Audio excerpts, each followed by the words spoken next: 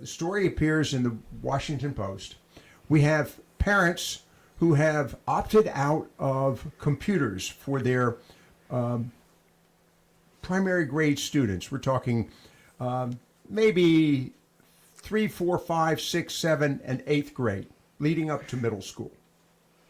And fine, apparently some of the kids really are excited about it. I think to them, seeing a book, papers, a notebook, pages, gives them a sense of, if you will, presence, that there's really something there of significance. A laptop, well, everybody's got a laptop, and you don't know what's on it. There's no indication. I remember the day I was always excited watching the high school students. They had thick books, and here I was in middle school or elementary school, but back then we didn't have it broken down any beyond that.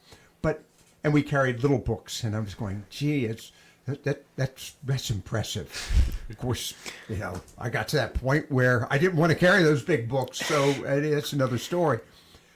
My question to you guys is, are the parents setting these children up for a fall in light of the fact that we are all, and we're going to get to another conversation here in a few moments on AI, artificial intelligence, because that's really continuing to percolate big time, and I'll tell you a fascinating story about that. But I'm wondering, are the parents of these youngsters setting them up for fall simply because they won't have the knowledge and experience of the computer when it's most important to them, or two, there's going to be some peer interaction and communications that these youngsters that are without the digital product won't understand. So, Reagan, I'm going to start with you. I can't attest to the peer side of it, but as far as the skill side of it, I went to a school that had no technology, and then I transferred to a public school, which means I didn't have a Chromebook at all during middle school. And I can say that it didn't hinder my ability to use it or Really? set me back at all. No, I think if anything, it was confusing for about maybe the first week, but it was more so confusing for me that I had to bring my computer to classes that didn't seem like they would need one. But I feel like it's honestly, in my opinion, I feel like it's a very good move because I'm seeing a lot of kids in my grades that are facing... Wait, pardon me. Let's start off with, I apologize. Your grades. What year are you? I'm a senior at Croatan High School. I'm a junior at Croatan High School. Okay. But I'm seeing almost an epidemic of people with terrible motor skills, handwriting. I've never seen so many people with that struggle for it to be legible. And I feel like in those very formative years in middle school, to have so much pen and paper and physical material, it can be really helpful for them. Yeah, you saw me step back. I'm going, really? Yeah, you'd be shocked. I've been in classes where you have to grade students' papers, and it's not an abnormality to have one where I'm struggling to read a lot of the words. That's really more so, I would say, in my experience, the standard for people to have messy handwritings, because they're growing up in this time where handwriting isn't so much as a priority as it is, because most everything's typed. You text, you type your paper, you'll look stuff up. You're not focusing on handwriting. I'm not writing notes for myself. Right. So my efforts to have a nice handwriting is kind of abnormal from what I've seen. Wow. Okay. Let me hear from you, Trey. Well, I think everything in moderation. Okay. All right. Here's my argument. Now in this digital age, we have students who are fully online. Uh-huh. We have, I'm friends with a lot of people who are not enrolled in a traditional high school, and their education is solely based off of what they do on their computer at home. And so my idea is, if we are sending kids to school and all the resources they are using are centered around technology and centered around the use of a computer, then what are they going to school for, right? I mean, there's certain elements of a physical education that you can't get on a computer. So if we try to completely digitize the schoolroom, the classroom education setting, then it is going to essentially become meaningless. You know, why do we send these kids to school? Well, it's because they need to learn their basic social skills. It's because they need to learn their motor skills with handwriting. You bring up a very good point on that. And that goes to the topic of the impacts of COVID. Okay, you're nodding your head in agreement with everything Trace just said. Yes. He worded it pretty perfectly. Well, let's not go over. Okay. So I agree with you.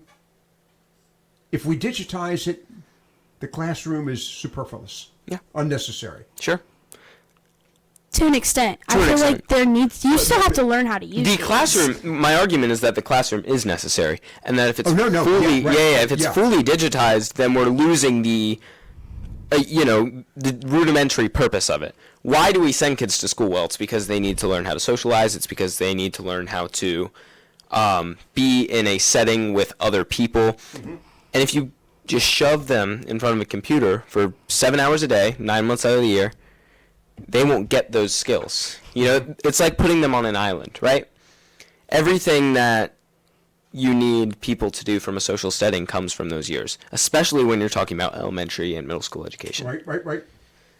Well, as a matter of fact, that was one of the great issues, was that the loss of those skills at those levels were going to be, I wouldn't say irreparable, but they were going to be a challenge for teachers as they matriculated, always love to use that term, matriculated into high school. Sure. Okay. You agree with all that. Then what's interesting is you're the students saying this and making the observation. I don't hear this much from teachers. Now, here's my question. Do teachers ever bring this up in the classroom? Do they ever talk to you all in the opportunity to say, okay, is there a better way to deliver the information or the knowledge than I'm giving you right now? As a teacher, it's even, I not necessarily asking if they've asked you for a critique, but just out of casual conversation. Yeah, but I would say it depends on what kind of teacher. I would say that a lot of your older teachers who have been doing it for 20 plus years and are so steadfast in their ways that they'll pretty much say out flat, I've been doing this a long time. I think I know what I'm doing. I've produced consistent results. But they're not the ones who are using technology in a classroom. If I walk into a class and the teacher is in his 60s, 70s, then they're not going to be using those resources because that's not how they see things. But if I've had younger teachers who are 2-3 years out of college, and they're kind of getting their feet wet and figuring out what works for them and what doesn't. And now with this entire world of digital tools in the classroom and them trying to figure out what works and what doesn't, they do want your feedback. They want to know, hey, did this help you learn? Did this? Okay. Yeah. Got you. Yeah, and I feel like we're seeing there's a rise in newer teachers that are using the digital stuff, like assignments where it comes to Membeing, or they have a version of that for math in middle school, because it's easier. If you have 6 classes, right, in middle school, right, for math, she can assign all these students these papers, and she gives them their grade based on their completion. And you only get the completion if you get the question right. She doesn't have to go in and individually grade these questions. And to a certain extent, I feel like some of these teachers are leaning on it because it's easier. And I understand that because they have a lot of classes, but it's individuals learning based on that kind of falls through the cracks when it's just easier to get everyone's grading done like that.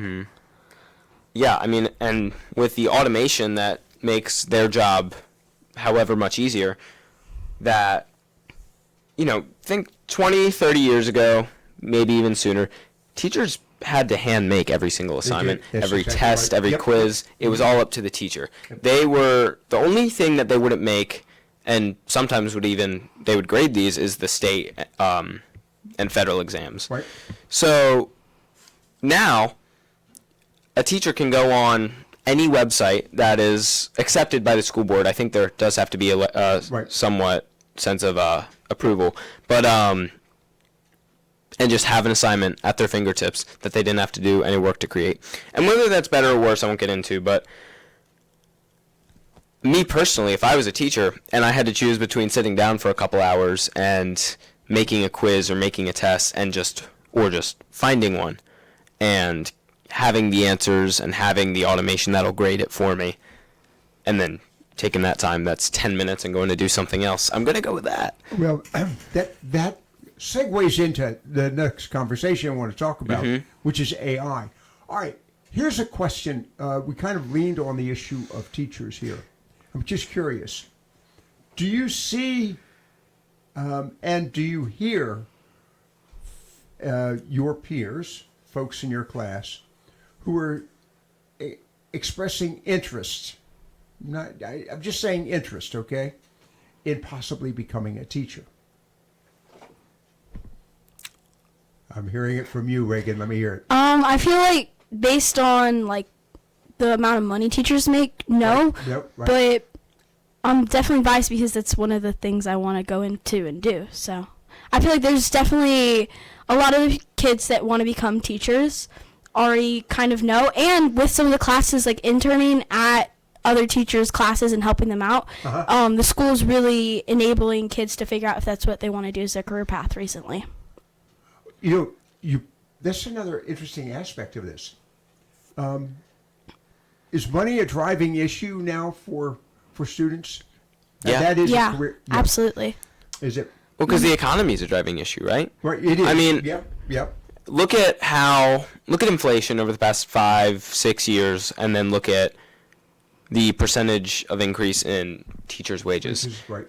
I see article after article talking about how this is what is considered a living wage. Or I saw one the other day, it worded it, this is what you need to achieve the American dream. Mm-hmm. And to me, that was an interesting idea, just because, you know, we have this idea of what the dream What is but the American dream? Yeah. I won't get into all that. That's a very complicated discussion. But I remember back in 2017, I was in elementary school. We had a teacher, or we had a day off of school because all the teachers went down to Raleigh to protest. Yep. Mm-hmm. And they were protesting, you know, better pay, fairness in the workplace. I forget all what it was. It's centered around better pay. Right. People want to be able to afford things, and a lot of government jobs have not been increasing in terms of pay. Right. There's limits on salaries for those state and federal jobs.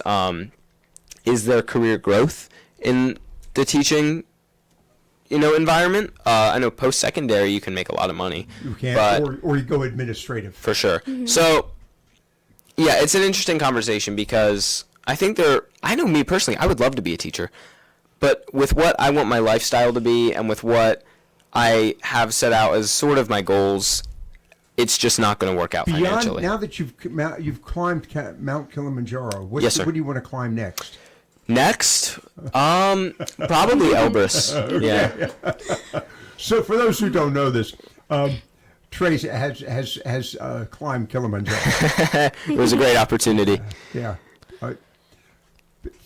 Any final comment, Reagan? I feel like it's interesting how much we pay teachers relative to these are the people we're trusting, the young next generation of America.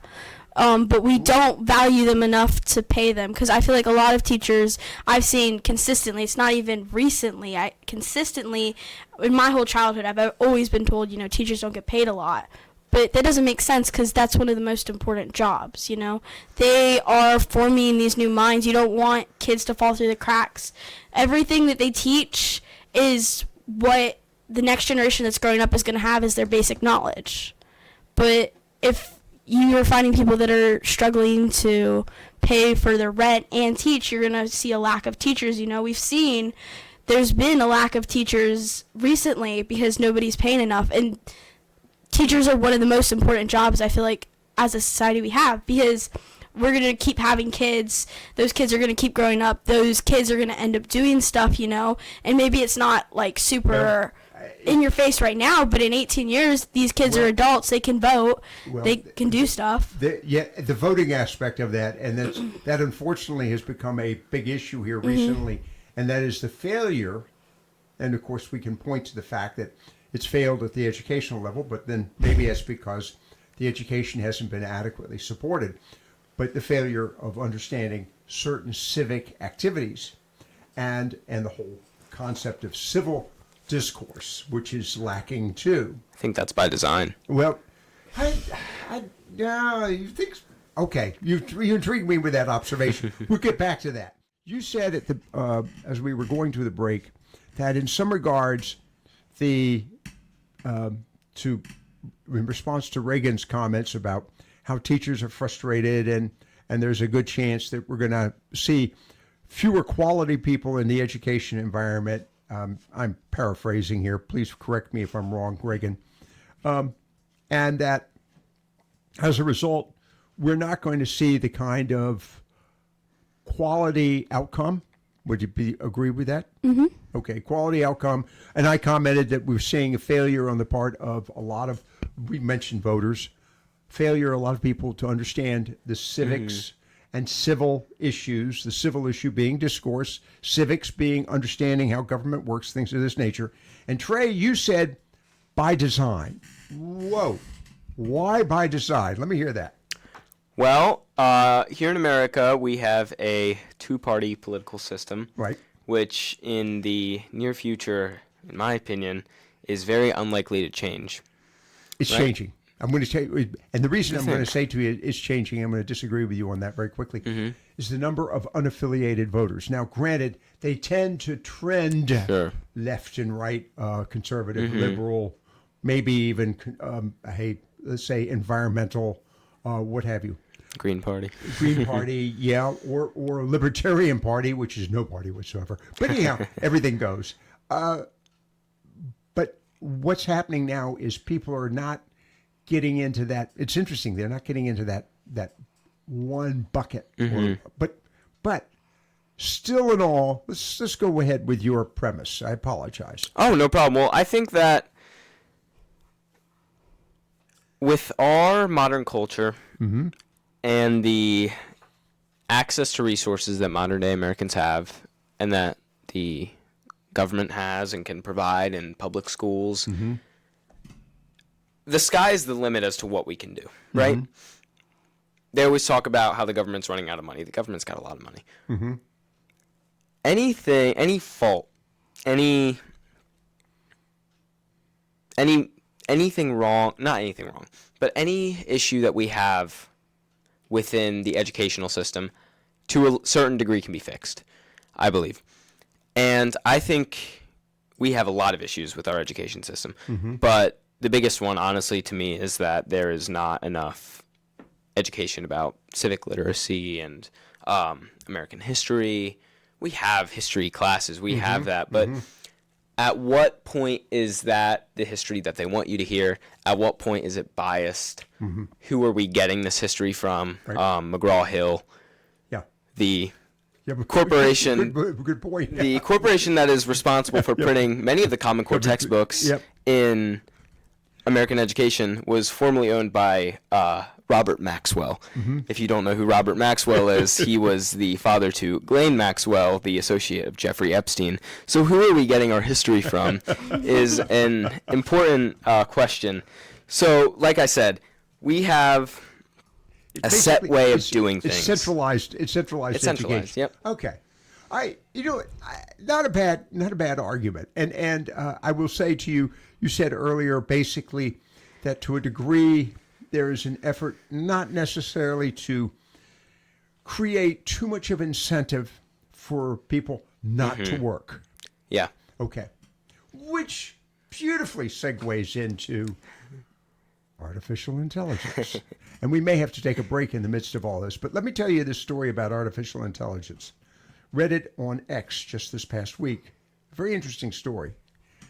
And the individual is an engineer, computer engineer, and he is basically out of a job because the AI and he's talking about not the AI that we use, Chat GTP, or by the way, Claude is a new one. Claude is new. Yeah, Coming from Claude's- Anthropic, something like that. Yeah, there's another. Maybe. No Yeah. idea. Yeah, Claude. Gemini's Gemini, another big one right now. and Grok on Grok. that's X's. Yep. And so these more advanced forms of artificial intelligence, ones that are not, shall we say, they're not free. You've got to subscribe to these various services. But these AI programs are now inventing themselves. Mm-hmm. And so the question is, and this goes to the issue of what to expect in school, how do you see, and we've talked about this in the past. I'm just curious if it, to me, it's a fascinating debate. How do you see this progressing with students? Not teachers, although teachers can use and have been using AI, as you pointed out. There's one of them, a good example. They ask AI create the tests for them, or for that matter, even grade the tests for them. But how about the students themselves? How about, hey, I've got to take this exam, and I want AI to do it for me. What are the chances of that happening? And do you see this sort of opening the door, which goes back to our earlier conversation of dumbing down the student? Well, that's interesting. I had someone tell me today actually that we are in the midst of the 6th industrial revolution. Probably so. The 5th industrial revolution, they said, came in 2007 with the invention of the iPhone, Okay. which technology has, grown exponentially. And now, With back AI. with AI, back to your point, you said now it's beginning to invent itself. Yeah. So it's a self-sufficient industrial revolution. Exactly. And then to your other point, Does that in any way scare you? it does. Oh, absolutely, yeah. I've seen Terminator. I've got to go see Terminator. I'm not. All right.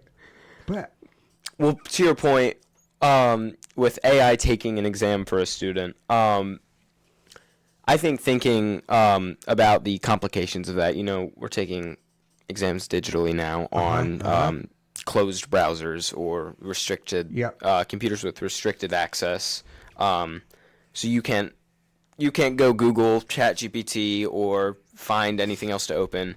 And if you want to take your phone out and snap a picture and AI do this test for me, why wouldn't you just do that with a normal test? right. So it's cheating effectively. Well, not effectively, it is cheating, but I don't think it's practical as it stands now. We've seen so much change with AI in recent times that it could. Yeah, I would agree with the precautions they have, like the closed Chromebook and they can see your screen the whole time. I don't think they could do it. What's interesting here now, and pardon me for pointing at you on that one, Reagan, but you bring up a very good point. The closed system. We talked about this earlier, related to going all the way back to the opening of the program when we were talking about parents who are handing their children pen and paper, notebooks. They've got to carry a notebook to school. They've got to reopen the book. They can't. Are there book publishers out there? How about that? Anyhow, point being, they don't have that luxury. So the same holds true, as you just pointed out with Chromebook. When I'm taking an exam, I'm somehow exempt. I'm restricted. Yeah, you can't close out of the Once I tab. log into that exam, I can't leave that exam. Yeah.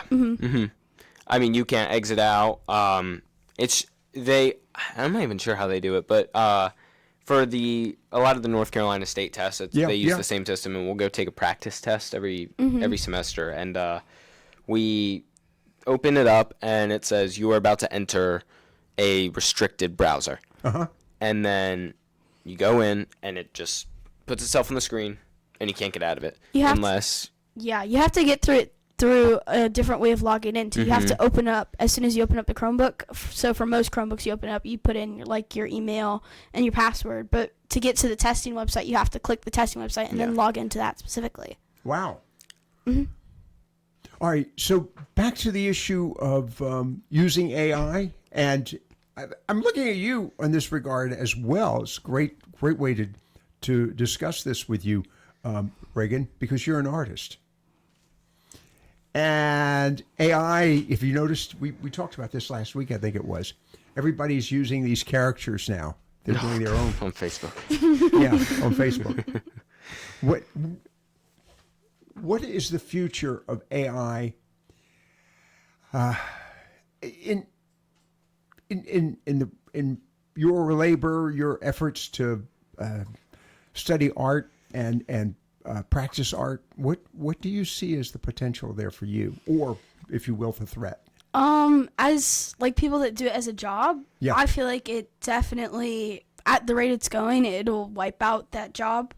Wow. But I mean, you can't replace the hours of actual handwork and emotion you put into a piece. Right. But for a lot of people that just like it on their wall, they don't really care how you get there or if it's somebody actually worked on it. That's why you see people buy prints all the time. They buy prints with a little bit of glue on it so it looks like it has brush strokes. Right. And while that one's made by a machine, it's the same people that will probably end up just having AI do it, and then you can tweak it however you want.